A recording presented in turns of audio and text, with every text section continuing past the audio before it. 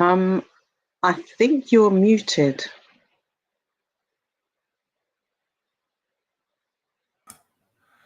Okay, Yes, hi. you were I think I'm going to have to muted. do that all over again. Okay, so thank you. Yes, I was muted. Well, greetings and welcome to the Galley's Pan-African Community News Update. So today's date is the 14th of January, 2024. Happy New Year. I hope you had a wonderful break over the festive season.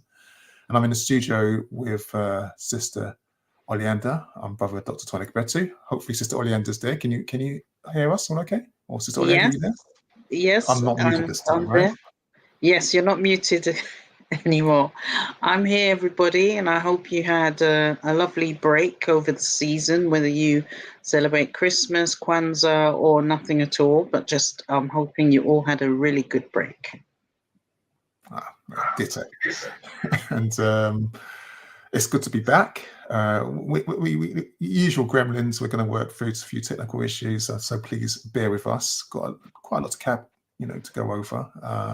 There's around I think it's 4 weeks, over 4 weeks worth of news. We're going to summarize really just stuff from December and the first couple of weeks of January. But if you're live, you're welcome to interact with us through Facebook, YouTube, or Twitter. As usual, I'm going to say don't forget to subscribe, like, share if you find this broadcast useful. And as ever, we're going to start with libations, as we always do. Just greetings from FP Comms. Greetings. That's wonderful to hear and to know that we are out there going live. So I'm going to start with the first slide, the first libation of the day, which is to our sister and now ancestor, Yvonne Witter. Now, our sister Yvonne, that's interesting. For some reason, it's picked up Oleander instead of me. Okay, I told you we're going to have some gremlins. Let me I don't know what to do about it. That's quite interesting. Remove you from the stage. If I add you to the stage, there we go. And then, really odd. So that's really baffling. How are we going to manage that one? I remove that and add that there.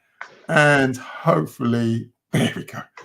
At long last. I tell you, we're going to have a few technical issues. But these are the libations section of the program. And we recently lost our sister, Yvonne Witter. She was a writer, global enterprise consultant. She set up a company called Ampod Limited. And through that, she worked with central and local government to deliver business startup and growth services across London. Now, I think she closed the business in 2012. And when I saw the message, I think came from Twitter, that she had passed, it was from Operation Blackthroat, where she was serving as the interim chief executive. Now, I first heard about Yvonne not through Ampod or through Operation Blackthroat, but through an amazing initiative that she called the Ubeli Initiative, and it put together a really amazing report and some fantastic research and community assets. But she recently also authored something called the BAME Civil Society Consultation on the COVID-19 recovery through Ubeli. She was named Suffolk Businesswoman of the Year in 2009, and she also co-produced the IRETI Best Practice Guide to empower women who've been trafficked and forced into sex work. She was amazing, woman, and asset. To I don't even like using that word asset like that, but she was she was amazing credit and brilliant person who helped with developing community assets. That's the correct way to phrase it, and ideas. And we remember. I should say I've written a quote up in front of me or something. She said, I think I would like to share. She did say, and this is her quote, when she was asked about what she would tell her younger self, she would say, I would tell my younger self not to feel responsible for the detrimental decisions of adults who impacted my life before I could make sense of myself in the world. Follow what your gut tells you and pursue that goal relentlessly. That's amazing. I think that's an amazing message to move on, and for all of us to really think about. I'm really sorry for having to do and just try to work out some of the technologies as we're moving on. So the next slide we can work this time is we remember Peter Mugambani, or Magabani. I hope I've pronounced his name correctly. He joined the ancestors of 1991. He was a courageous South African whose images testified to both the inequity of the regime and in the region, and also the determination and devotion of all those that worked so hard to bring about its demise. Now, many of you, and I say you, us, are familiar with his images because our elder, or late elder, left behind a vast archive of extraordinary images, many of which even now still continue to be the signature pictures of some of the worst atrocities that took place under that apartheid regime. Now, there was a cost to his work. He was arrested numerous times. He was frequently harassed and assaulted by the police. You might see on the screen the image below, which is from the 1976 youth uprising in Soweto. He was one of those photographers who documented the immediate aftermath of the Sharpeville massacre in March 1960. And then that's the day when there was around 7,000 people who gathered outside a police station in Sharpeville in Johannesburg to protest about being forced to carry passports. Now, 69 people were murdered and over 300 were wounded. He was a great, he made a great contribution to our history and helping us to remember who helped and what the problem was, and that it was never hopeless. So, like I said, he joined the ancestors, and we remember. Okay, the next we remember is from Colin. It's Colin Roach. We have a message from FP Comms saying she will be missed. I met her when she spoke at the UK Black Business Entrepreneur Conference. Thank you, FP Comms. Just as a reminder to everyone, FP Comms also does amazing work supporting businesses. It's not a surprise that you'd be somewhere called Black Business Entrepreneur Conference, because that's what your organization is in its entirety, marketing with love. And yes, she will definitely be missed. And she is part of a cohort in our community that recognizes that actually business doesn't have to be unethical, it doesn't have to be a dirty word. If you do it in the right way, if you do it with integrity, you can also empower us at the same time as actually making a decent and honest living.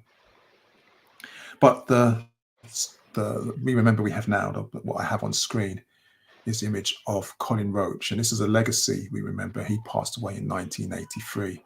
He died from a shotgun wound, which he received in the foyer of Stoke Newington Police Station on the 12th of January. Now, it's a really tortured tale trying to piece together exactly what happened, because Colin met a friend on that evening. He was, or that day, I don't know if it was evening, but on that day, and he was quite agitated. His friend said that he was quite petrified that someone was trying to kill him, and so he drove Colin to Stoke Newington, and he went into the police station, and then all we found out afterwards was apparently is that he had shot his head off with a sawn-off shotgun. Now, I don't know if you know how ludicrous that idea is, that somebody could take it. I don't know if you know how big a shotgun is, and then take it to your mouth and can take your own life. But we never got justice for Colin Roach. The police claim that he did it to himself. There's no evidence to support this. But we remember him because, as there's that African saying that we must always hold on to, the passage of time does not lessen the crime. So, yeah, Colin Roach. Let me go to another slide. And another legacy we remember is the New Cross Massacre. And on this particular day, which happened some 43 years ago, 18th of January, to be precise, 1981, there was a joint party to celebrate the birthdays of Yvonne Ruddock and Angela Jackson, not Johnson. And as it was taking place, there was a devastating fire, which was to tragically affect the lives of family, friends, and the community forever. You see, 439 New Cross Road in Deptford was to become the site where 13 young African people, mostly under the age of 17, all lost their lives as a racist government, alongside its inept police force, added fuel to the grief of a mourning community that was already being blighted by incessant acts of state oppression and racist terrorism. So you've got to understand the climate that we were already under, such abuse from the state and from skinheads and thugs and fascists and racists. And when this party happened, and young people were celebrating, and I could go through the whole story about the Queen not sending an apology, etc. It traumatized an already traumatized community. Now, we were quite fortunate at the time in the sense that the filmmaker, the late elder, the brilliant Menelik Shabazz, who was 26 at the time, had been living in London. He just moved there as a 6-year-old from Barbados. And so what he went on to do was to chronicle the history of the fire and our community response in a short film called Blood Go Run. If you haven't seen Blood Go Run, you should check it out, because it is community activism, it is community journalism, it's citizen-led journalism at its best.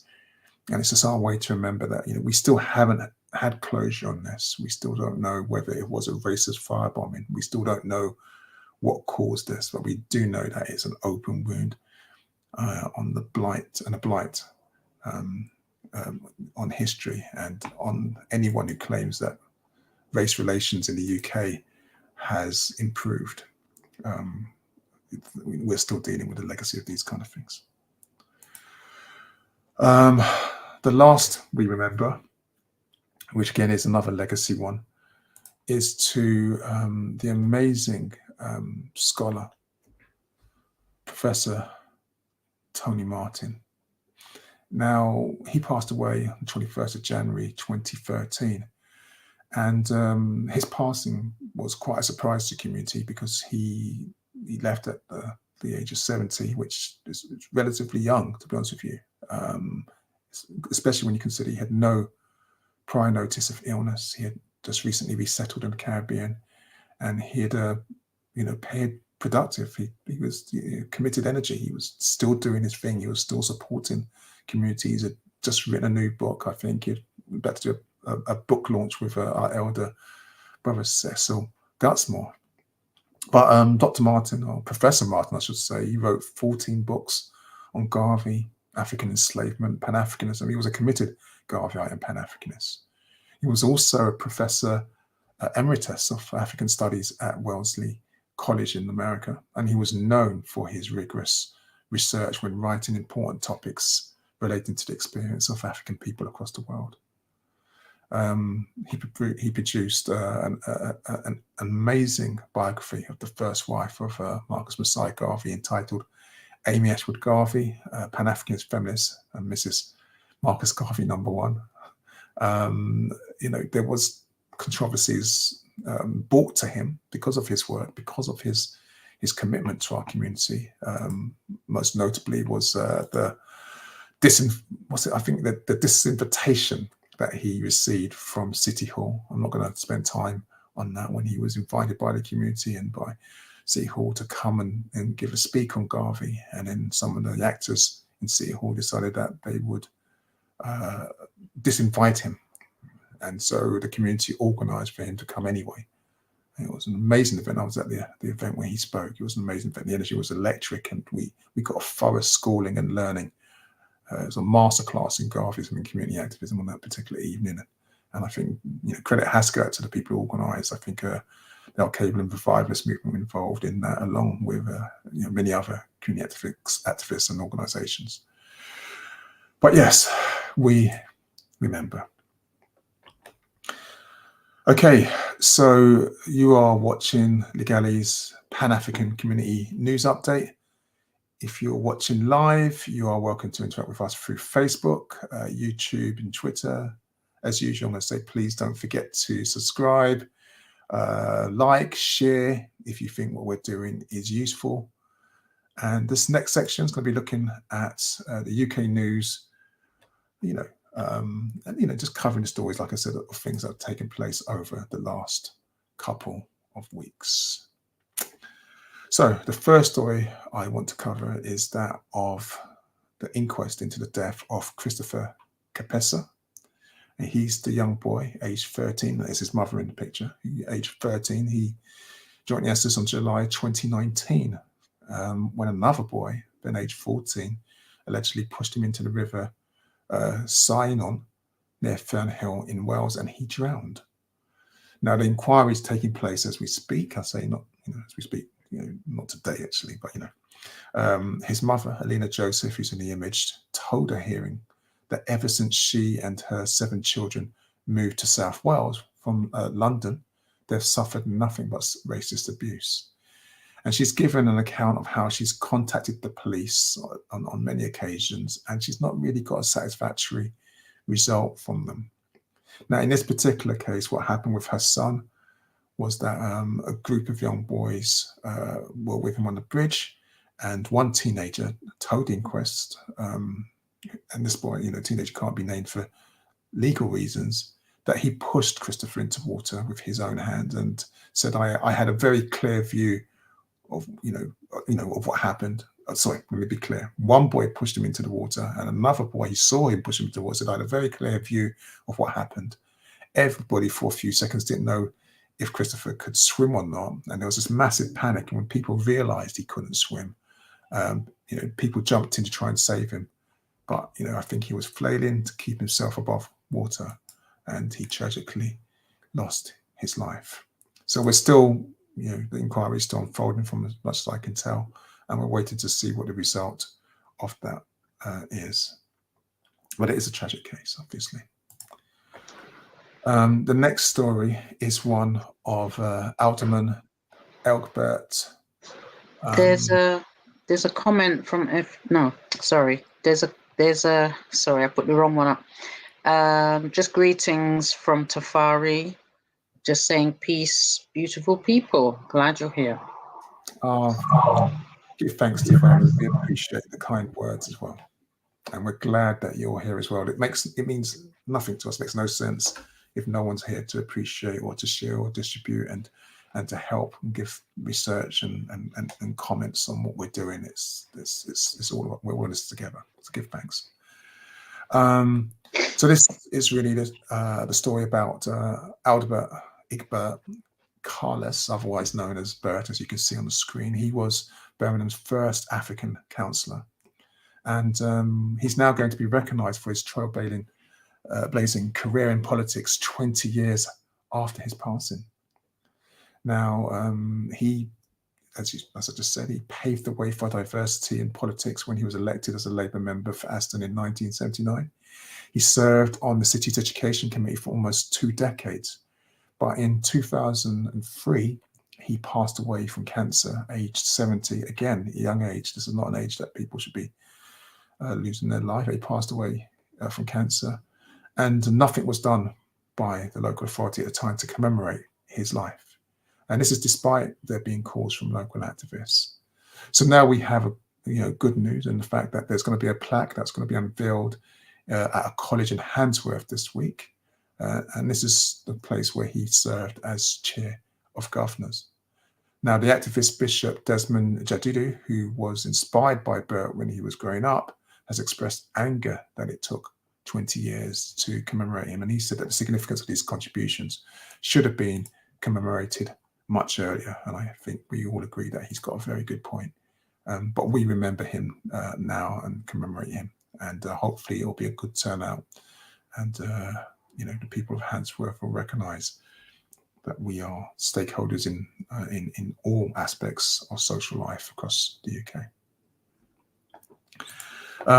The next slide is just really more of an announcement that Jeffrey Williams, who is also the Global Head of Diversity, Equity and Inclusion at the fashion brand Burberry, has been announced as the new chair of the Bernie Grant Art Centre. Now, he's going to be taking over from the post from the BBC journalist Dotun Adebayo, who's worked there or held the post since 2018. And that's Jeffrey. He's going to be working alongside the current CEO, Azibi Pool, while the centre works to transform itself as a new Arts Council national portfolio organisation. So I don't know much about that, but watch this space. We'll see what contribution he makes. The next story is that of Garfield Brown, a 57-year-old who unfortunately is blind in his left eye, suffers from various ailments, including arthritis and high blood pressure. And he's been forced to spend thousands of pounds on takeaways after the council failed to complete repairs on his kitchen. And this is a year ago they started that work. So, I mean, he tells us how Lambeth Council initially sent builders in to do the work when he reported problems with his boiler and leaks coming through from the flat above him. And he just says that they worked on it for a week and then they just left, and they left it all falling apart. Now, his complaint to the council over the year that they've just left it in this state, and you can see from the images the state that it is, and they've told him they don't know what's going on. There's a court case going on with the property, so they can't really comment on it much more, etc. I think now that the story's actually in the media, they've updated that position, because I found a comment in the newspaper article that where they say that they're sorry for any inconvenience these delays have caused Mr. Brown, and that's our brother Garfield. You've got to remember, these delays are 12 months of delays. They say that they're disappointed that they haven't yet been able to complete the repairs and bring his home up to standard, and they've arranged an appointment for the following week to finish the job. Now, I don't know if they have finished the job, but that's where the story stands at right now.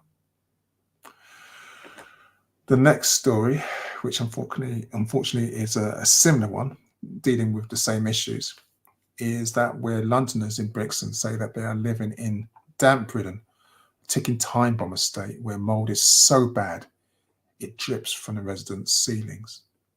And, you know, if you look at the image there, what you can see is one of the residents, Ashley Lewis, has had to stick bin bags to the ceilings of his studio flat to catch the mouldy black glue-like substance that has ruined his bed, his sofa and his oven. And he points to cracks in his ceilings when journalists come round, which he says pours with water when it's raining. I've included the image of the young Awad Ishak just to remind us of his tragic death, aged 2, when he passed away from a respiratory problem caused by exposure to mould in his Rochdale home in 2020. So this problem of poor housing conditions affecting the health of African people and many others across the UK is an ongoing issue that we've got to keep our eye on. Now, for those of you who are just joined us, you are watching the Galleys Pan-African Community News Update. If you are live, you are welcome to interact with us through Facebook, YouTube or Twitter, where we should be streaming. Please don't forget to subscribe, like and share if you find this broadcast useful. Now, the next section is when we're going to go through some news on that ugly topic of Afrophobia and manifestations of white supremacy in the UK today. And I'm going to start with, I don't know if this is a good news. Well, I suppose it is a good news story. It's just it's a news story, and this is an interesting one, because I don't even remember that story I brought to you some months ago about the South Essex pub, which closed after the controversy around its offensive display of what they call gollies. They used to call they try calling them dolls, like if they're toys, but these are racist, Afrophobic epithets. Not artifacts. Well, anyway, after it's closed, it's now been listed for sale. So we know now that the negative publicity, which at the time the owners of the White Hart Inn courted, actually, they seem to be quite proud of what they were doing. There's actually backlash, and it looks like they're gone. I can't say I'm sorry to hear that, but yeah, it's news and I want to share it. The next story is one that's a bit more sinister, and it's something that I don't think we really understand the scope of. This is still taking place in the UK, and this is of two racist podcasters who encourage listeners to attack people from minority communities, who have now finally been jailed. And just to give you the details, their name was Christopher Gibbons, age 40, from Charlton, and Tyrone Patton Walsh, 36, from Romford. They both hosted a podcast series called Black Wolf Radio, which enabled them to air their homophobic, racist, anti-Semitic, and Islamophobic, as well as misogynistic views. Now, if you're wondering why is that image of the roles there with Archie and Meghan and Harry, it's because they also, they came on the radar, I think, of the police and many others who hadn't listened to or wasn't aware of their podcasts when they started making racist comments on social media. And that's how the investigation started. But on their podcasts, which had these, like I said, disturbing terror-related views, as well as encouraging listeners to commit acts of terror against minority communities, they had created an online library which had hundreds of extreme right-wing texts and other materials. Now, the library had nearly 1,000 subscribers, and the content that they provided had been viewed more than 150,000 times. Thankfully, they were found guilty of 8 counts of encouraging acts of terrorism, and they were sentenced to, 7 years in prison. That's Patton Walsh, and Gibbons 8 years in prison. So it's a combined total of 15, 8 each. But I think it's important just to understand that these aren't things that are in the past, that these are things that are incidents are taking place and currently still going on in the UK today.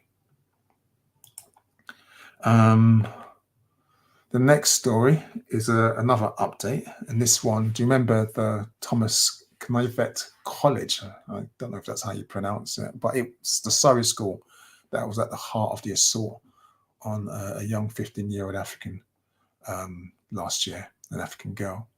Well, that school has been downgraded from good to requires improvement by Ofsted. Inspectors said that learning at that school was disrupted when some teachers did not address issues of disengagement quickly enough.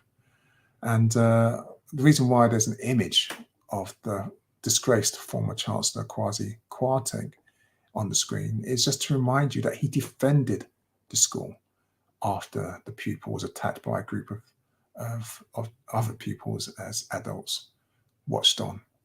And I think we sometimes forget that, this was someone who was in government, not standing up for the minority, who was clearly assaulted. The girls who were involved in that attack actually owned up to their role, the police investigation, and the internal investigation. I don't think we've got the full report back from them yet. They kind of recognised that this was something that was I don't want to say motivated by racist, but had racist connotations towards it. But despite that, Kwasi Kwarteng was happy to defend the school. Well, now even Ofsted has challenged the school on its own practices. But we'll see what more comes from that. I'll follow up on that from a legality point of view. Next story. Sometimes it's challenging just reading all these things out, because this is over a few weeks. This is the story of an engineer, Jonathan Neep, 46-year-old, who's actually been sentenced to a prison term of 31 months after he pled guilty to possession of having a 6-inch kitchen knife and possessing a gun with the intent to cause harm to the mother, Mrs. Gay, who you can see, Kaidi Gay, at the Belfry Inn. Now, let me give you the backstory to this, because it's a bit of a strange one. I say strange one. We've all had incidents like this, but it's never escalated. Well, it doesn't escalate to this as for a long time in my experience. Now, what happened was that our sister was in the pub, and Neep approached her and asked her if she was of Nigerian heritage. I don't know what she responded, but he then went on to make remarks about African people living in this country and that they should not be allowed to become British. Now, the pub license, as well as friends of our sister, intervened at that point and said, "Look, you're a racist. You should just get out of here." And so eventually he left, but then he returned with the weapons, and came, obviously with intent to cause harm. This knife and this gun. It was a BB gun. Fortunately, when he pointed the gun at one of the people around her, who was saying, "What on earth is going on?" that they were able to disarm him. They knocked it out of his hand and disarmed him, and seized the weapon from him. And the police came. He was arrested, and like I said, he's pled guilty and he's now being charged. He's been sentenced to prison. Now, our sister said, "I never felt more aware that I'm a mixed race woman living in a predominantly white area." And I think what she's alluding to is the fact that, her and her daughter feel traumatized by this experience, by what's happened, and the fact that it can happen, and it does happen in 21st century Britain. And she hadn't done anything wrong. She didn't agitate her. She didn't do anything to cause this. It's worth remembering that this was just an engineer. This was just like the podcast. I tried to find out who they were, what they did. There's not much information on them, but one of them might be a teacher, another a dentist. I mean, these are just your general, run-of-the-mill characters who are engaging in acts of terror and extreme support for white supremacy at the cost of innocent people in our community. Whew. Anyway, we move on to the next story. We have a comment from T. Hakim saying, "Peace, Brother Dr. Toyin. Good to see you're still reaching the people." Give thanks, Brother Hakim, and just following in your footsteps. We have a master teacher in the house right now as well, and our Brother Hakim, haven't seen for quite a while actually. Does sterling work, in a similar field, educating our community on the issues that matter. I'm going to move on to the next story. This one is not based in the UK, but it's something for us to consider because it has ramifications. Now, I did speak to you a few months ago about the United Nations expert report on the UK, which was really commissioned in response to the ridiculous report that the government put out, the Creed report by Tony Sewell and his gang of merry clowns, to mark the UK as institutionally racist free, to say that Britain was an exemplar for other nations around the world. Now, the United Nations actually often go around to different countries and do reports and studies and talk to grassroots communities to find out what's taking on and what needs to change. And for 12 days in late November, early December, they went to Brazil, and they've reported back on the most horrendous crimes after gathering heart-wrenching testimonies of the victims and families who have lost their lives to police brutality in that nation. Now, what the United Nations officers said in their report was that Brazil's government must end the brutal violence being inflicted on people of African descent by the country's police forces and hold perpetrators accountable for their crimes while ensuring justice for the victims.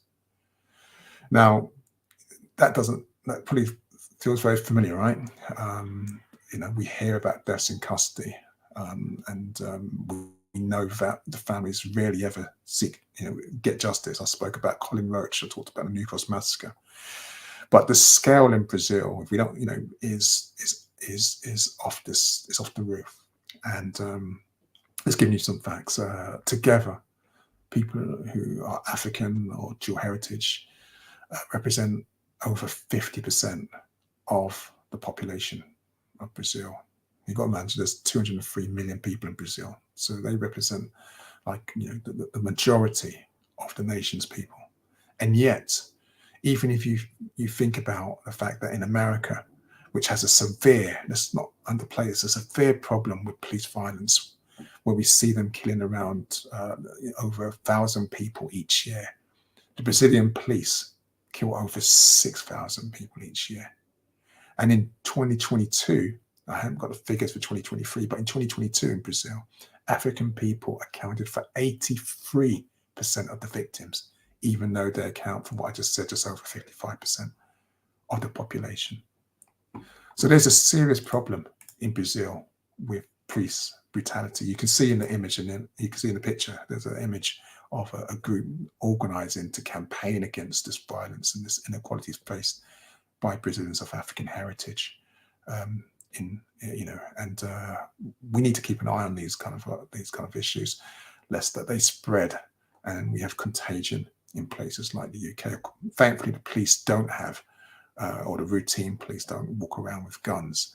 But I'm going to talk about something else that they do walk around with and the impact that has on us a bit later on. Now, the next story is one from a financial perspective, and this is actually quite an interesting story. It's quite a nice story to hear. This is one where we have 10 major UK investors calling out the UK's financial regulator to introduce mandatory ethnicity pay gap reporting for financial institutions. Now, they've put together this open letter where they say that transparently sharing racial pay disparities would actually catalyze further action to create more equitable workplaces. And it's a really good point. Now, I'm not going to name all the investors, this is not an advertising platform for them, but one of the groups, the lead signatories, Share Action, said that it's not just about fair pay. They said it's also about ensuring that our financial institutions adequately reflect the British society that they're supposed to serve. And I like that perspective. I like the fact they recognise that not everything comes down to just the finance side, but like from the point of view, it's just like how much your salary is. But it's also about doing justice. It's also about making sure that you are serving the community that enable you to have a job, that enable you to have a living in the first place. Now, the next story will probably explain to you why this doesn't always happen. Because 5 years ago, our sister, Eunice Olumide, was in huge demand after a long career as a model, a campaigner, performer. I think she was going to do TV programs, etc. But then she did an appearance on the Jeremy Vine TV show, Channel 5 program, to promote her new book on fashion. And all of a sudden, they asked her a comment about racism, and wow, her career took a nosedive. She found herself in the center of what they call a race row. People started to attack her on social media, and she's said that her career has suffered because of it. She has basically suffered because she's an African woman. She's a young African woman talking about her experience. She didn't come on the show to talk about racism.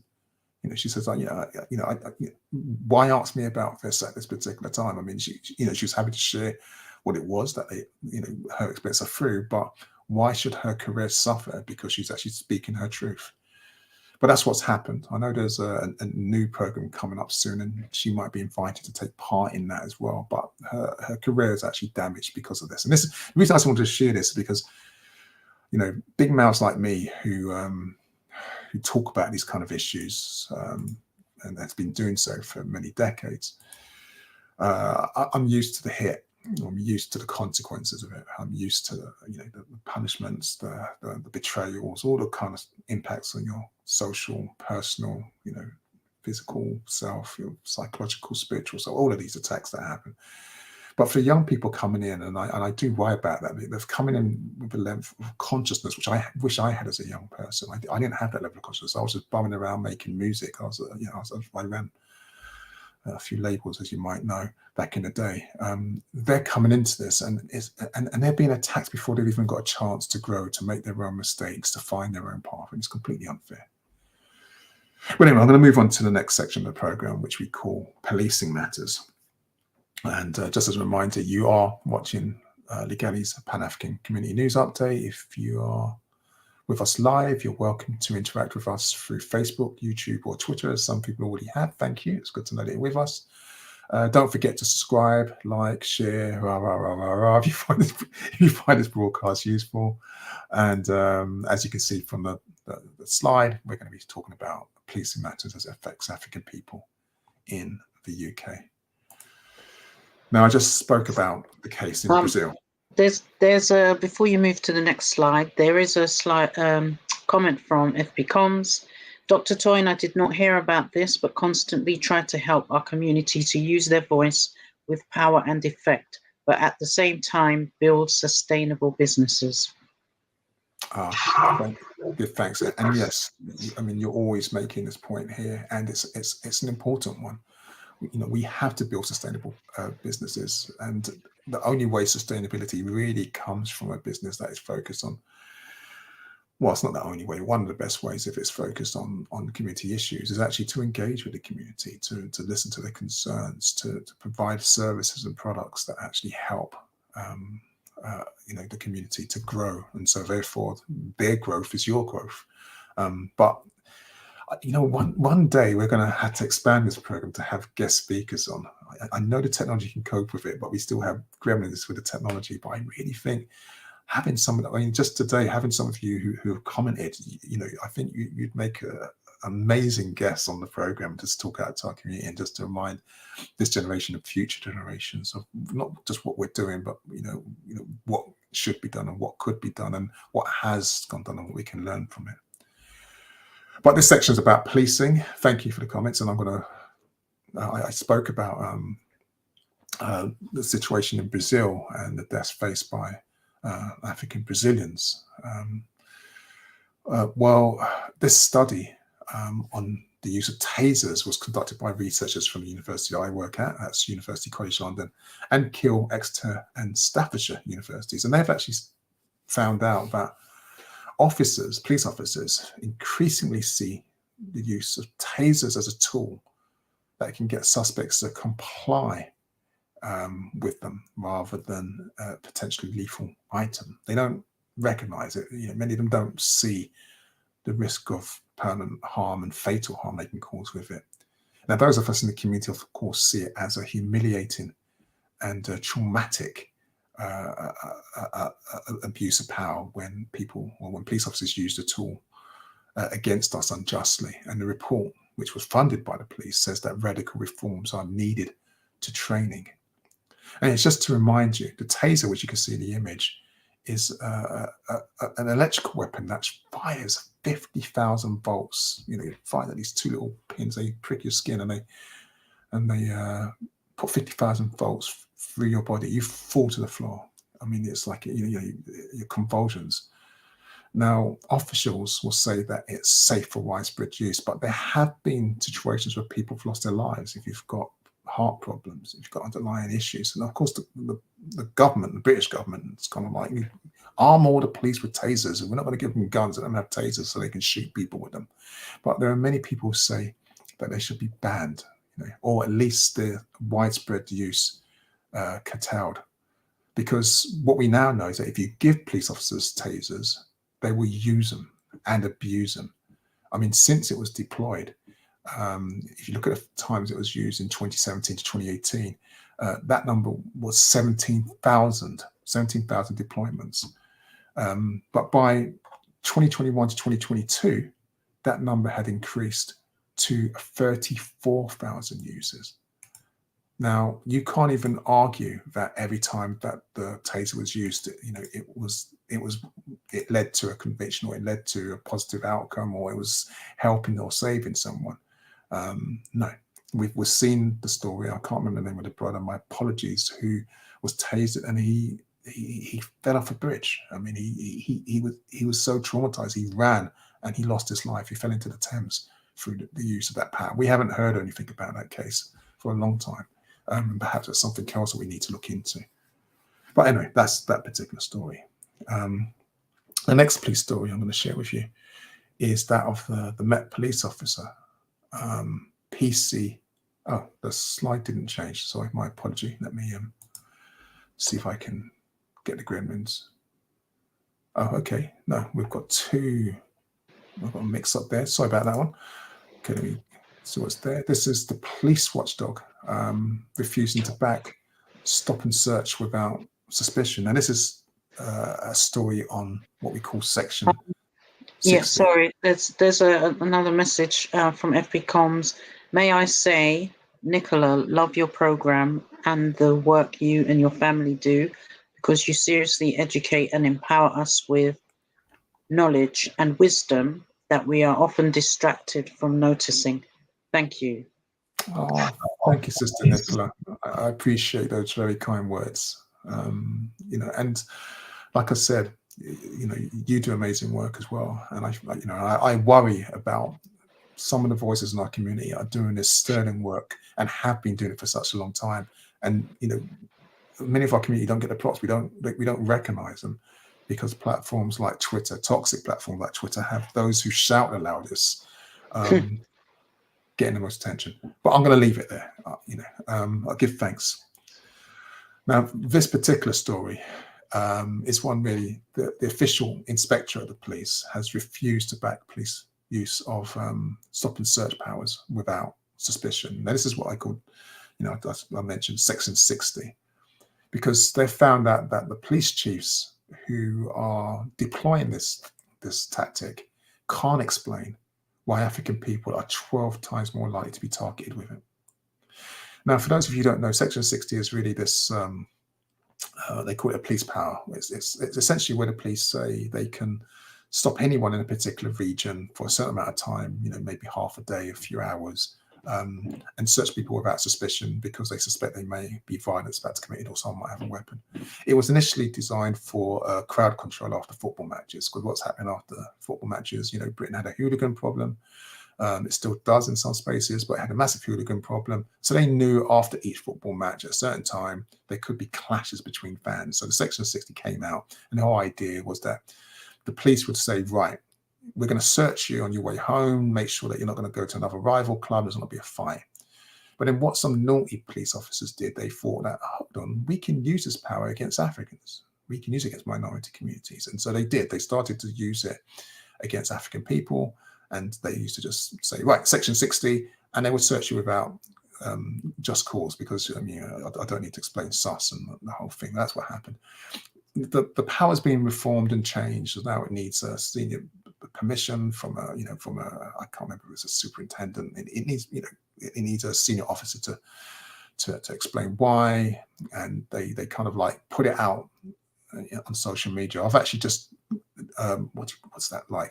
I just started following one of these Metropolitan Police accounts on Twitter, and lo and behold, it's very interesting actually. When they do a Section 60, they send a tweet and they have a little map and they show the area where the Section 60 is going to be in force. Now, obviously, most people in the community don't know that, but it's very useful to see that. You can find your local police station and find out when Section 60 is on effect, because you'll never know.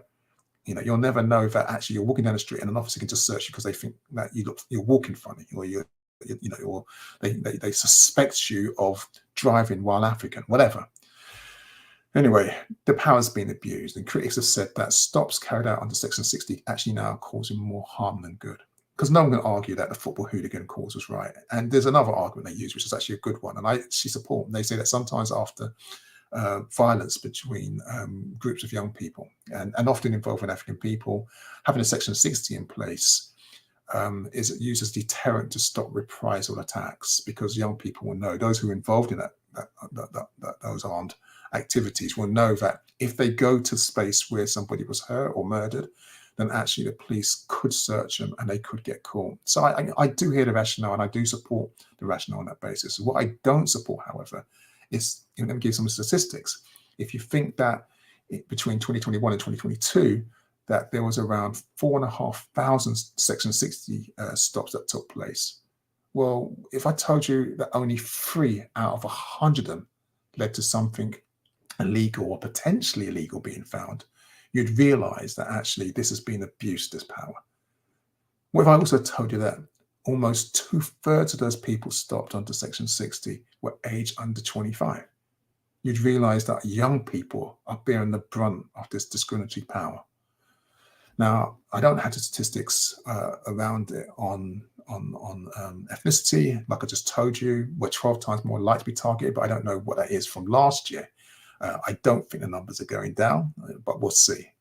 But the whole reason why this is a story is because, like I said, the police inspectorate is refusing to back this power now. They're saying, no, you can't do it.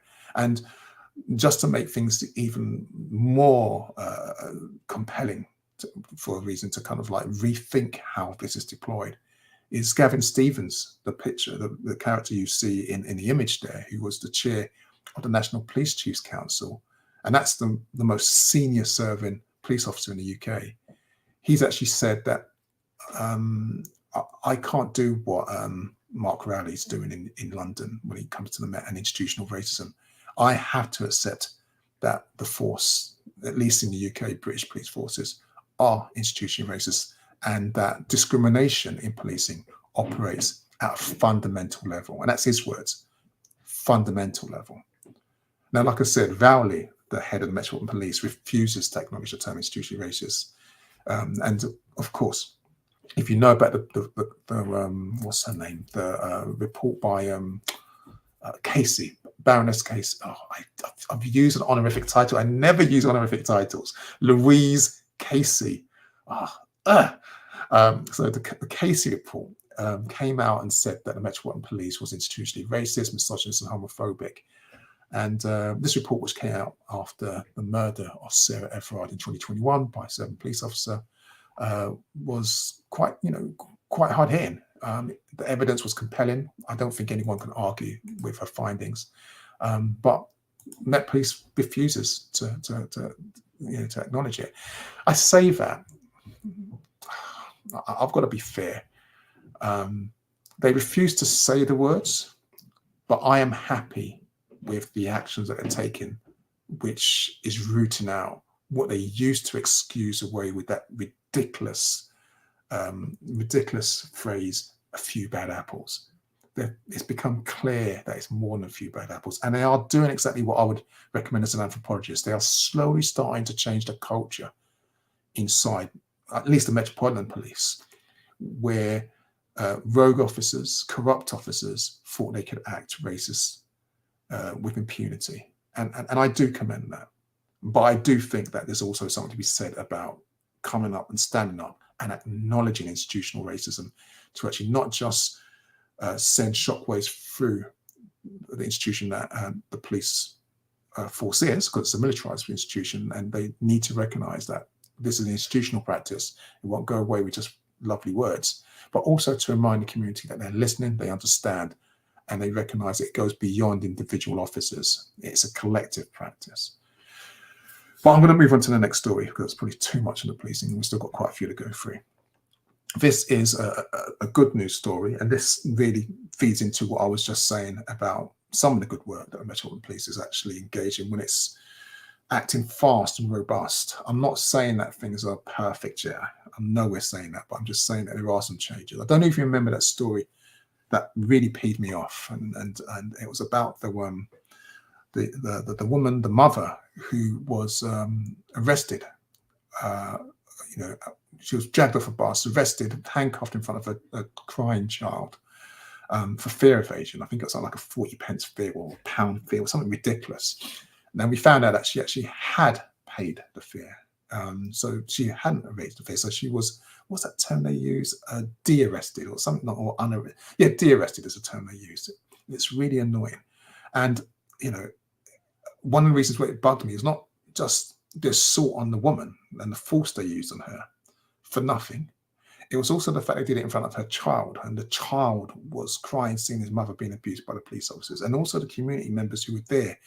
I remember reading a testimony from one of the people who filmed the footage, that we was able to see what happened. He said that when he saw the footage that he filmed, he cried.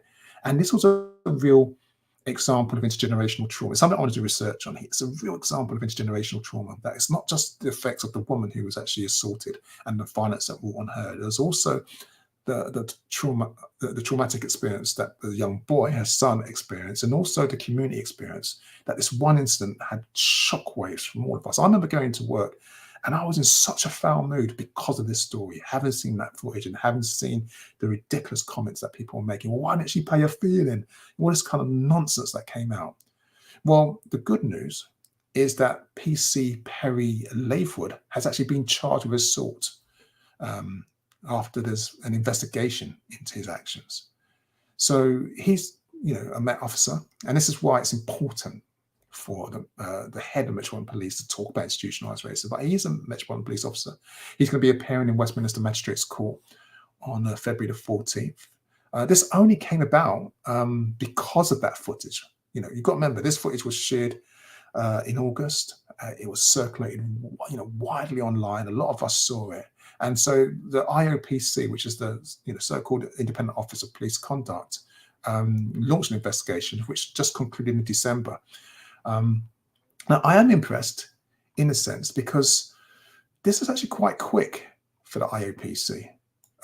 We are normally waiting for years, for a response. I mean, what's happened with Chris Cap? I mean, we're normally waiting for years for a result. So it's quite good that this is taking place. He's going to be charged, and we'll see what happens, what the result is.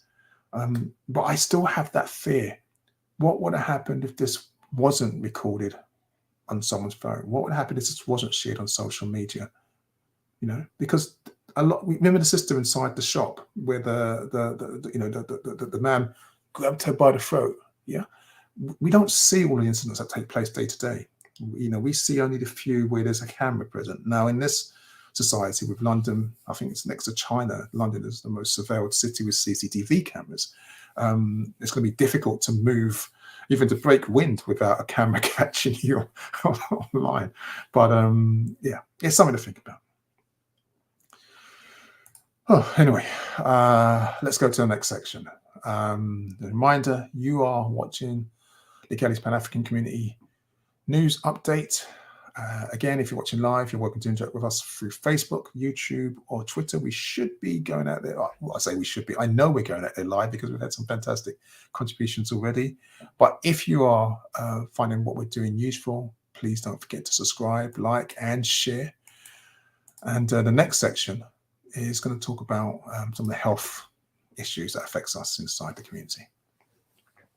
And I'm going to start with this study, which, like the Brazil story, has roots outside the UK, but has relevance to us here. Now, this project, this study, was known as the Grady Trauma Project, and it's been running for nearly 20 years. And the clinical neuroscientists who ran it, who have been involved in it, have said, right, we've finally found out that the everyday burden of race-related threats, slights, exclusions in day-to-day life translates into a real increase in disease risk. And this is a really important observation to know. I mean, we've known for a long time that the more racism you get, the more we're likely to kind of like suffer from psychological problems like bipolarism, for depression, from all kinds of other issues that exacerbates those conditions. But this study, which was largely focused on trauma and stress of African Americans in Atlanta, has massive impact and massive relevance to the Pan-African community. What they found out was that if you, let me get this quite right, the more brain energy you use to suppress, control, or manage your feelings, the more energy you take away from the rest of your body. And so over time and without prolonged periods of rest, relief, and restoration, this actually contributes to other problems. And it's a process that they call, or that they didn't call it, someone else named it, but they refer to it called weathering. And it's a really, it's a fascinating study. I mean, I haven't had a chance to read all of it. I've just read the bullet points, but they studied it, in a multifaceted way, and and they kind of like said that they've looked at sexual trauma, how trauma affects sexual assault, racial discrimination, and they've seen the stress that it leads to, which is and the problems such as mental health disorders, depression, post-traumatic stress disorder, and even PTSD. So it's just, again, it's something for us to be cognizant of. It's not just as simple as that, it's racism, get on with it. When we're coping with it and dealing with it and suppressing it, even just trying to manage our feelings and our responses to it, that energy is actually not being used to maintain other parts of our well-being, other parts of our body. And we have to have prolonged periods of rest, relief, and restoration to recover. Or else what happens is that this weathering occurs in our brain, and it leaves us vulnerable to other ailments.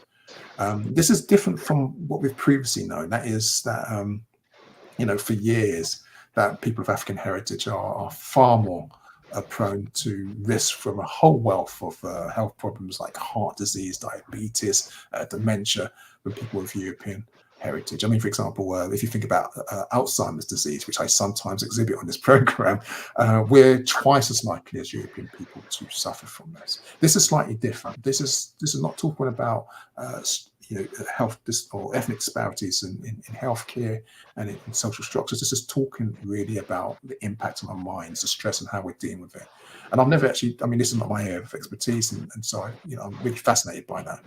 It's an American study. Let's hope that there's something done in the UK to build upon that, so we can see how what we can do about it, how we can inoculate ourselves. But a prolonged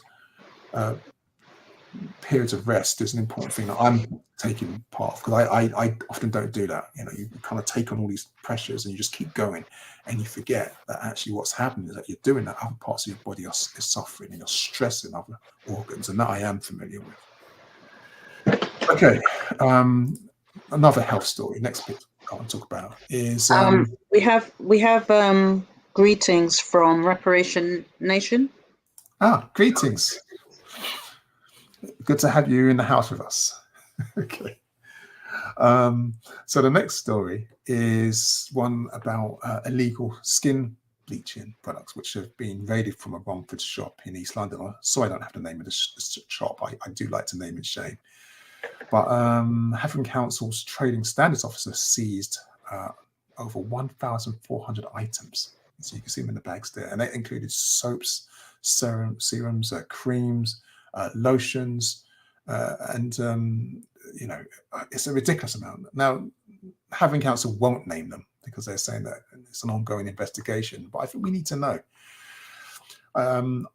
Many of you will be aware that I produced a film, or legally produced a film, a documentary called Beauty Is, which talked about the dangers of these skin lightening or skin bleaching products, which many of them are actually illegal to sell in the UK because they include illegal levels of hydroquinone, and they also include banned ingredients such as mercury and corticosteroids. I mean, so these products actually cause harm, but because of the obsession that some of us have to European beauty standards, there's a huge market for them.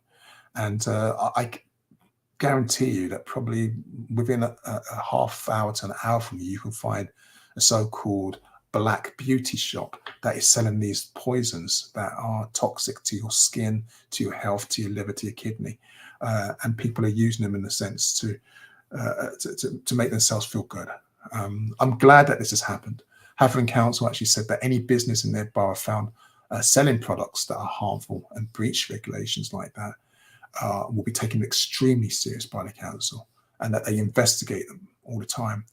I've taken my eye off the ball on this issue for a little while, and I apologize for that. I just don't have the resources right now, but I will say, and I'll maintain that from the Beauty Is campaign, that if you go into a store to buy some of these products, or to buy just general products like a comb or some skincare stuff, and you see them selling this toxic material, and you don't want to report it yourself, send us an email. Just send it to me, and I'll take care of it. I'll do it on your behalf. I'll find the local authority that's applicable and set trading standards over them. And if it closes them down and they have to pay a fine, great. That was part of the pledge of the Beauty Is campaign. And it's still a serious issue affecting and blighting the lives of so many people. This doesn't just affect the African community, it affects also the Asian community as well. Those who believe, what was that saying, that ridiculous, if you're white, you're all right. If you're brown, stick around. If you're black, get back. Those stupid comments, those stupid, kind of like phrases that are still circulating inside our community. We don't want this next generation of children who are now only just starting to have the beauty of growing into their own natural hair, into the beauty of their skin color, into they're starting to appreciate who they are. They're starting to see themselves reflected. We don't want them to go backwards into this kind of practice where they are starting to self-harm, because that's what this is. It's self-harm. So I've gone on a bit about that one. Let me see if I can move on to the next slide. I have a comment from Dale Smith. and who says, "You see, they only care for our pound notes. Stop bleaching, my sisters and brothers.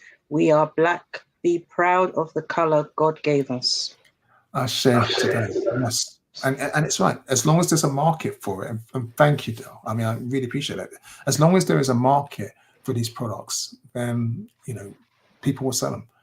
And even if they're illegal, and even if they're killing people slowly, and that's what they are doing. They're shortening the life expectancy of people by destroying internal organs. So people think it's just their skin. They're destroying the dermis, but it goes deeper than that. It goes into the blood, and it also actually can affect the unborn child. if someone's pregnant, that's another, because it goes through the blood, right? That's so right. This is an issue. This is, for me, it's a big issue, but of course, because it affects majority people of African heritage and the next people of Asian heritage, there's not that much of a drive. There's not much of a campaign to eradicate that. And talking about that on exactly that same theme about what happens when there's not as many people affected as compared to the, it's something that's not on the radar of the ethnic majority in the UK. I'll talk about sickle cell, because there's been some interesting developments in the world of sickle cell. And but the reason why it's come up this week is because there was a long read in The Guardian called "Love in the Sickle Cell Capital of the World," which talks about the prevalence of the disorder and how it's changing how people in Nigeria date, how they marry, how they plan their lives. And this is all while genetic testing has started to become more common, so that prospective parents can make decisions about how they're going to go around and kind of like live with this condition, or what they're going to do around it. And it's important to recognize that there are around 6 million people in Nigeria with sickle cell. I know, Sister Oleander, I'm a part of the Solace board, but I'm not as active as yourself anymore. And you were talking to me recently about I've forgotten the name of that therapy, the recent one that was held as a replacement or something to add to hydroxyurea. I don't know if you remember the name. Did you say that? I can never say the name properly. Zilabub. That's it, Zilabub. It was something like that. So basically, but you gave me some bad news about that, right? What did you say? That drug has. So it was authorized to be used at least for a year, and the way it works is it helps to stop sickling in the blood. And so what's happened is, because there's not really been as many positive outcomes in terms of its benefits to people taking it, they've pulled the drug. So we are now back to just one drug, which is hydroxyurea, which is a drug that's used to help people if they have cancer.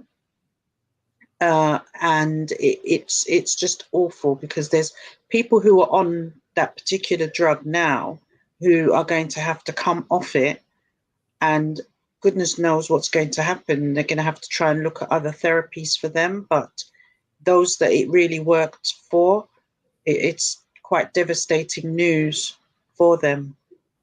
So I know this drug was in the news last year as a really positive way to deal with sickle cell, but sadly it's no longer going to be used.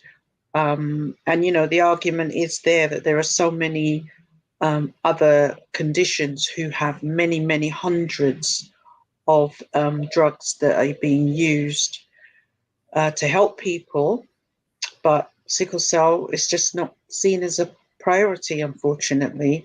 And what happens most of the time is it's seen as a very expensive way to deal with a condition. These drugs are quite expensive, but they don't have to be. We know that, for example, hydroxyurea, when it first came out, was very expensive. And now, as someone once said, heard someone say, it's cheap as chips. So it went from very expensive to being very cheap. The scale of yeah. So it's an uphill struggle, which the world of sickle cell is just going to have to take on board again. Well, thank you for sharing. And it's horrible to hear that, again, there's another therapy taken off the table. Often we hear about, we every couple of years we get the story about CRISPR or gene splicing as a cure for sickle cell. And this is really extensions of gene therapy, bone marrow transplants. These are really invasive techniques which alter the body substantially, and they're normally only applied when someone's starting to have strokes and they're really been harmed by sickle cell in a way that is life-changing.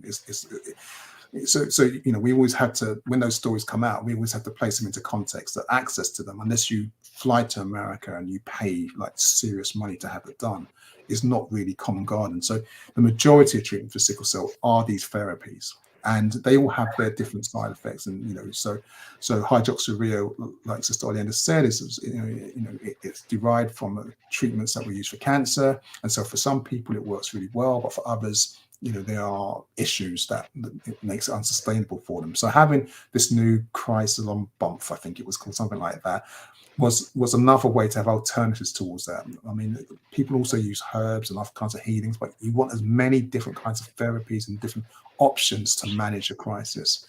But we don't have the numbers, right?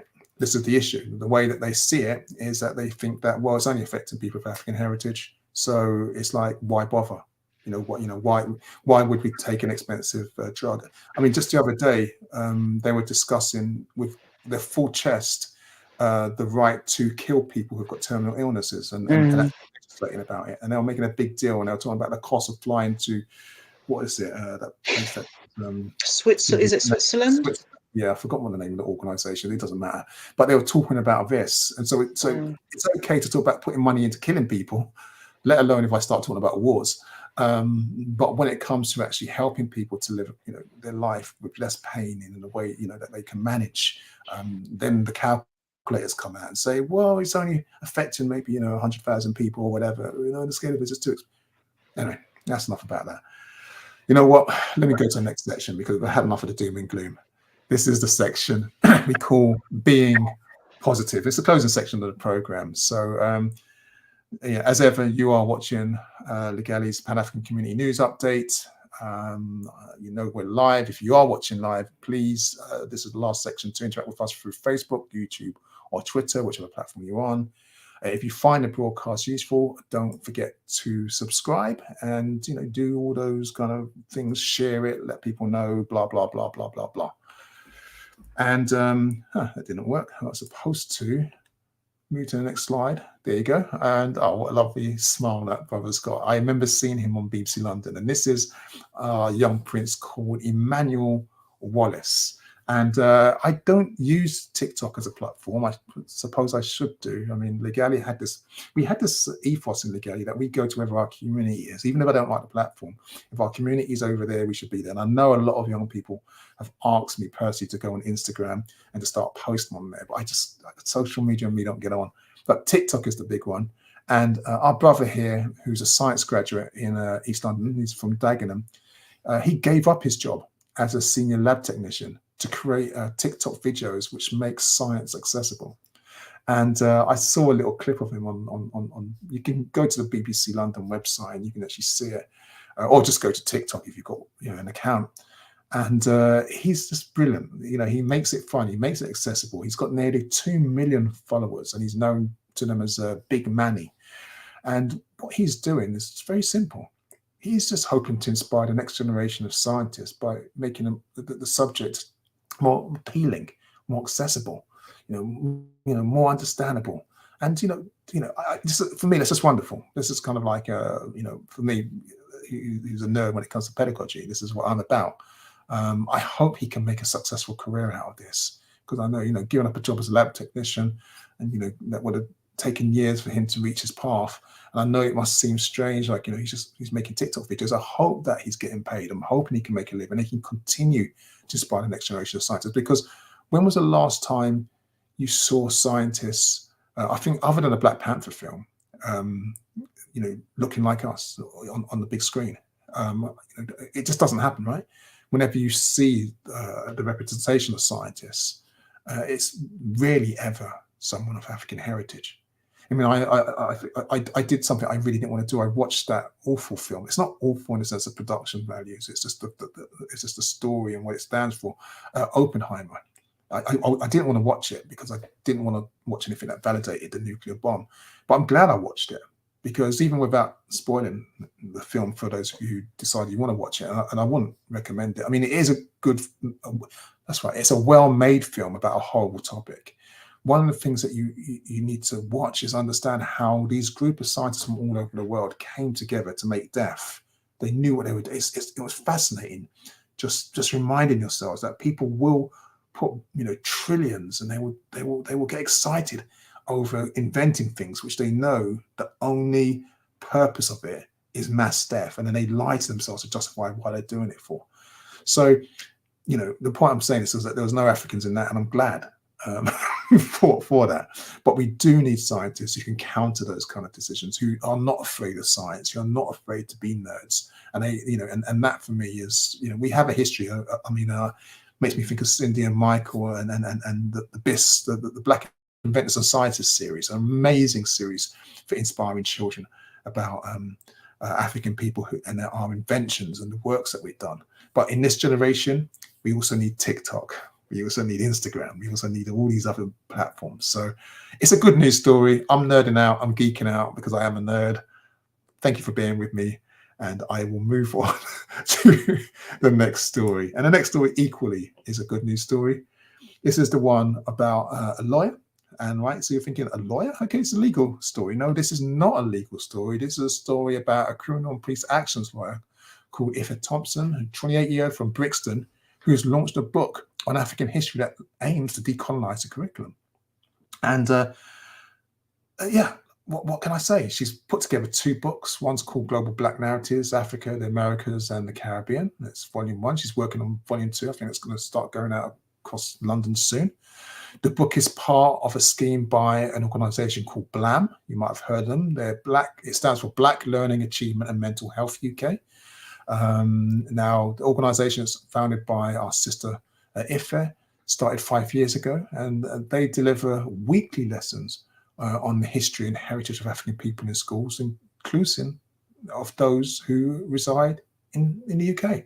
And that's really important, because if you remember the story we spoke about with our elder Professor Hakeem Addy, and the closing down of his module, his master's program, and then you'll recognize that there is a movement pushing back really hard, trying to delete our contributions from British history. I mean, Professor Addy's book on what was it called? You'd think I'd remember it now. I have it in my reading module. The history of African and Caribbean people in Britain. It's brilliant. It's just an amazing book. I've got it behind me. It's an amazing book, and it reminds you of how long we've been here. But what happens is that, at school, a lot of teachers don't know this. And this is where it starts from. It starts, at school. The teachers don't know it. So unless the parents tell the children to ask for it, what happens is that they go through school in their formative years feeling that they're invisible. In fact, Sister Ife, she makes this really lovely statement. She goes that this book is a love letter to my inner child. Many of us still bear the scars of growing up in a world where we're not seen. And so, this is an amazing achievement. She launched the book with her colleagues at the Van Gogh Primary School in Lambeth, and they're the first school to formally take it on to be used by teachers in lessons. So again, that's some good news. Another piece of good news, another story that I want to share, is that of Peckham's Jerk Grill, which is set up by our sister Caris Fearfane. I think that's how you pronounce her name. She's the owner of the business. It's going to open a new site in Hackney this month using a £10,000 grant, which will fund a marketing campaign to promote the expansion. Now, our sister started the business in 2018, and it was just originally a popular food truck in Peckham. But then it moved to a cafe at a Pembury community centre, which is near the estate. It's literally just 10 minutes away from me. And this is, again, another positive story. It's like, it's spreading.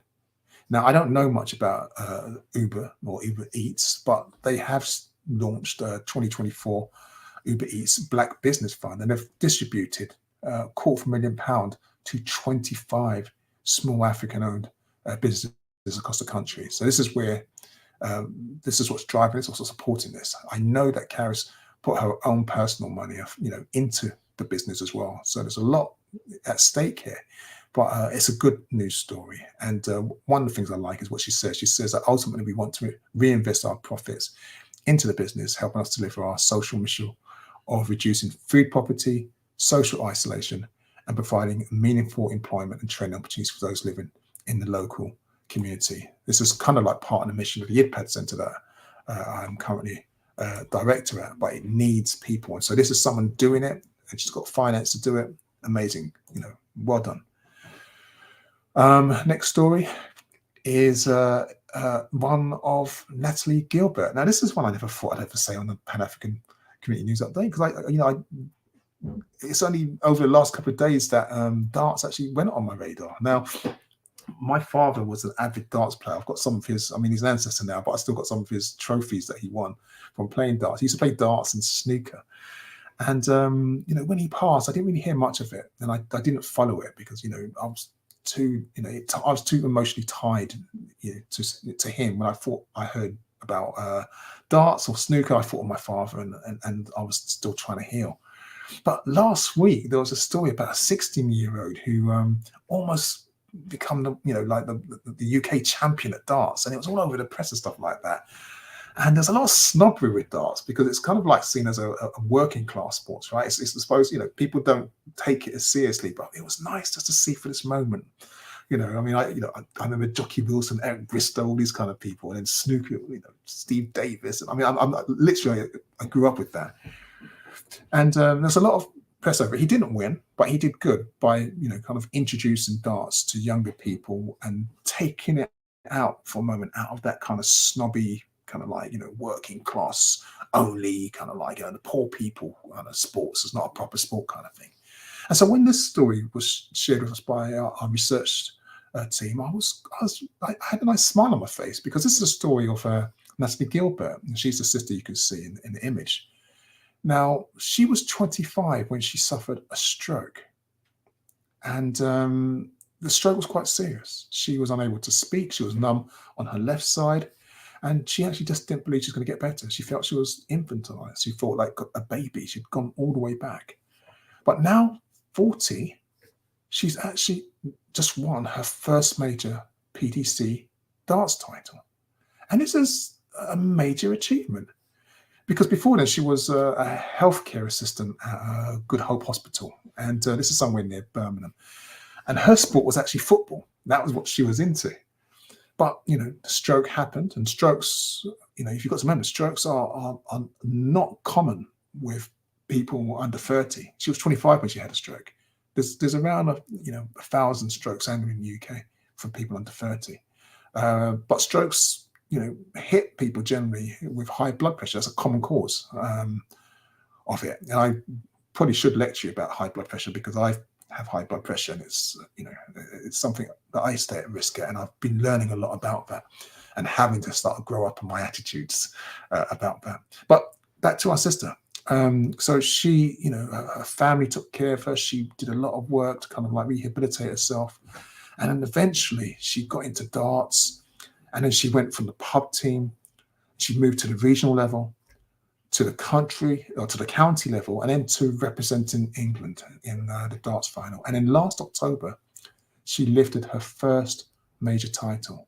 She beat someone called Lorraine Winstanley. Now, I don't know the darts game anymore, like I said, but she won the final PDC Women's Series event of 2023. So I know we don't often talk about games like darts. We don't probably know much about them, but this is an amazing story, and I love the fact. I've recently been watching Homicide, the series. I never kind of watched it all when it came out and stuff, and because of the passing of our brother Andre, I've forgotten his surname, Andre Brahman. I don't know how to pronounce it, but he was one of the lead actors, played the character Frank. I thought, let me watch all of them because I was going to watch cracker with Robbie Coltrane. So I've been watching Homicide. And then just a couple of days ago, in one of the episodes, Frank had a stroke, and it just freaked me out. And he talked. One of the reasons was the character Frank had a stroke. It was about the intensity, the blood pressure, all these kind of things, and it really brought home to me kind of like how I've got to make sure, and not just me, all of us who are suffering from the stresses of racism, who are suffering from the pressures that are placed on us from living in a society where we're having to deal with inequity constantly, that we have to take time to find other pursuits. And for Natalie, it was darts, and it's an amazing achievement. But all of us who kind of like are tuned to these kind of issues, we need to find other things to kind of like creatively, culturally, socially, kind of like find ways to de-stress. But it is a good news story. Okay, let me move on to the last few slides. The next one, if I can get this thing working, is this one's another one that made me chuckle. This one is a story of a group called the Legalities. I think that's the brand. And I laugh because when Legali first set up, a couple of decades ago, actually, we had our forums, and at the height, I think we had around 10,000 members on those forums, and we had hundreds sent up to us. It was a great day. What happened was that the media were petrified of us, because if they did something racist on the TV programs, we could, I won't say bully them, but we could assertively say, take it off now. When EastEnders used to do really racist, representations of African people, I would march into the BBC and have Legali supporting us behind us, and would say, that storyline, no. So it was fun. And the reason I'm reminiscing over that is because what people started to call those supporters of Legali, those who sometimes want to stay anonymous, but were still subscribing to our newsletters and feeding into our forums and spreading our works around the country. They were nicknamed, Legaliites. That was a term, and I chuckled. I never thought I'd hear that phrase again. So this legalities is very close to the spelling, and the ethos of that. Sorry, it's just a throwback. I'm a bit of a romantic nerd like that. But this fashion brand, back to business at hand, has teamed up with South London organisations to launch a series of T-shirts that you can see in image, which has stop and search rights printed on them. And again, that's something we did. We had a card we used to give to young people called, Know Your Rights, and it had all the information about stop and search. And it's just, we're seeing kind of like things that happened in the past being modified, modernized and pushed forward. It's like the baton's passed on, and I love it. The baton's passed on, and people did it in their own different ways. And these T-shirts have artwork. They have all the legal rights and around stop and rights, and it's designed basically to empower people during stop and search encounters. Now, the Legalites, or the Legalities initiative, was created in partnership with an organisation called Hijinks. So I say an organisation; they're a collective of creatives, and also a Lambeth and Southwark-based community organisation called Centric. And they just want basically to highlight issues caused by stop and search. It's a very simple and laudable aim. And all the profits from the shirts are going to be donated to programs run to offer educational and mental health support to anyone who's affected by stop and search. So it's an amazing, as far as I'm concerned, good news story. And well done to everyone involved in that project. We need more innovative approaches like that. And I think the penultimate story is just a reminder that today is 79 months since the Grenfell massacre, and those responsible still walk free. And I put 3 images on this particular slide. Obviously, today is every 14th of every month. There's a remembrance. The silent walk doesn't take place every month as it used, or every month as it used to. But the families, the communities, the supporters all kind of like reflect on it, remember on it. And the image I have about the post office victims there, because it's just a reminder that when the government wants to make a difference, when it wants to address an issue, I think we have to recognise that it can.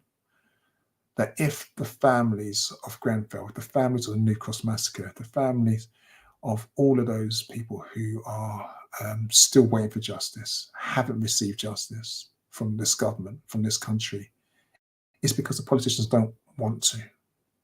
They don't want to secure justice for them, that they don't care. That's why it happens. Because whilst the injustice against the post office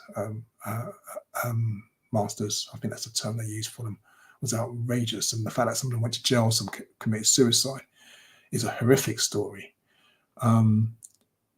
This decision to use primary legislation to exonerate everybody like that, which means actually that some people who actually are guilty will also be freed. This decision to provide them with up to £600,000 worth of compensation, and I'm not saying it's reparation. And this is really important. Reparation would have stopped this from happening again. This is just compensation.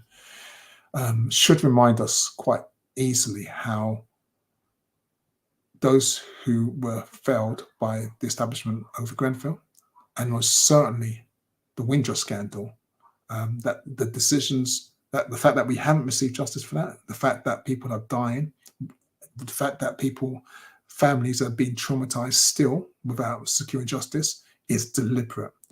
And it's in the hands of those in power to actually do something about this, but they choose not to do so. And the reason why I include the image of South Africa on this slide is because you probably are aware that, South Africa took the state of Israel to the International Court of Justice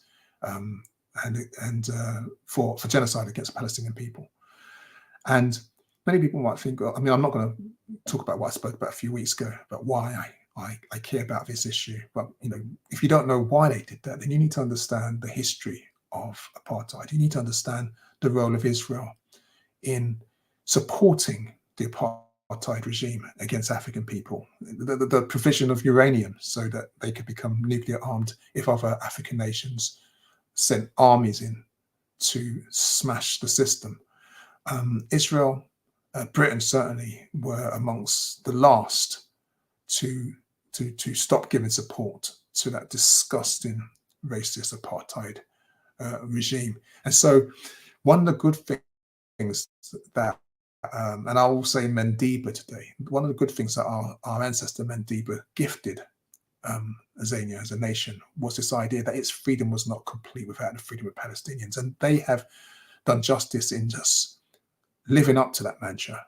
And whilst the whole world is turning a blind eye to this massive violation of international law and violating and making a mockery of any idea about an international rules-based order, they have, and it doesn't matter if they win or lose this case, it doesn't actually matter. They have, just by standing up to this Western hegemony, this global North silence and conspiratorial attacking of those who would defend the 23,000 people who have been murdered indiscriminately by the state of Israel. They have done an amazing thing. And I think that there's a lesson to learn in that. I'm sure somebody will watch this and call me anti-Semitic and clip it and send it to the bosses at UCL and try and get me fired. Go ahead, try it. But the point is that when injustice takes place, it's up to us not to forget it. It's up to us to keep invoking the names of those who are lost, those who fought, those who struggled to maintain dignity, to maintain the lives of innocent people, to make sure that their deaths are not in vain. I'm not going to go on anymore because this is a very personal topic for me on many different accounts. But I just wanted to share that with you today. Again, it's from Homicide. There was that phrase. It reminded me. There's no justice. It's just us. It was uttered in one of the episodes, and it just reminded me that if we don't take care of business, if we don't remember our ancestors, if we don't pass the baton on and our knowledge on to next generation so that they can improve and resolve some of the issues that are the most pressing to us at this time, then who will? So on that final note, this is the last slide. I want to thank you for sharing this journey with us. As ever, we'll be back. I thought we was going to move to Monday, but we're still on Sunday. So if we stick to that, we'll be back either on the 28th, which is a Sunday, or Monday the 29th. We'll see how it goes. I still want my Sunday back. It takes a lot of work putting this program together, which means I'm working 6 days. Well, not 6 days, 7 days a week, maybe 6.5. I do take half an hour, well, a couple of hours off to watch an episode of Columbo and a homicide now. But it's not sustainable. I do need to have a break. But we should be back on the 28th or the 29th. I'm going to give again an apology. And I said this, I think, in December, for not being able to reply to all the queries that have come in. I know there's been a lot of emails. I've seen them come in. I am literally under the cosh at the moment, and I will get back to each and every one of those emails. It just takes me a bit of time. I'm sorry if some of the queries are time bound. I literally don't have the capacity to respond to them at this moment. I also, and I think I stated this in the last program, my capacity to do community work this year is going to be seriously diminished, because I really have to commit to finishing some outstanding projects and engaging in some research. It's part of what I do. It's part of what I want to do. I think that I have learned a lot during the time that I have served our community, and I really want to write it down. I really want to encode it in a way that it's of use to future generations. And that means I have to start writing. I have to start doing research. And that means I'm going to use the best part of this year to do that. So we'll keep the program going. I'll do my best, only during term time, like usual. But thank you for being with us. Sister Oleander, I don't know if there's anything you want to say. Not really. I think you've said it really. Just to say, I guess, walk good and just keep safe. I do know that it is going to be getting bitterly cold over the next few days, weeks, etc. So just make sure you got your thermals on. But yeah, apart from that, thank you so much for listening and commenting to all of you. And looking forward to seeing you again next time, whenever that's going to be. Thank you. So again, walk good, and may the ancestors continue to guide and protect us. Ashe. Ashe.